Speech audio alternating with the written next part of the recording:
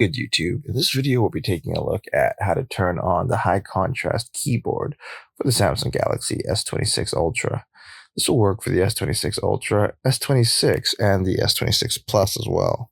If you like this kind of content or find this kind of content helpful, leave a message down below. Don't forget to subscribe, and thanks for watching.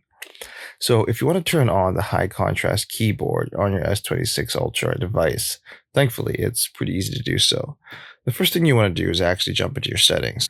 Once you're in your settings, you want to scroll down and you want to look for accessibility. And then from there, what you want to do is hit accessibility. From there, what you want to do is look for vision enhancements, and then you want to hit vision enhancements. And then from there, you can toggle on or off the high contrast keyboard if you have trouble seeing the keyboard. And there you have it, everyone. Just a quick tip on how to turn on or off the high contrast keyboard for your S26 Ultra device. If you like this kind of content or find this kind of content helpful, leave a message down below. Don't forget to subscribe.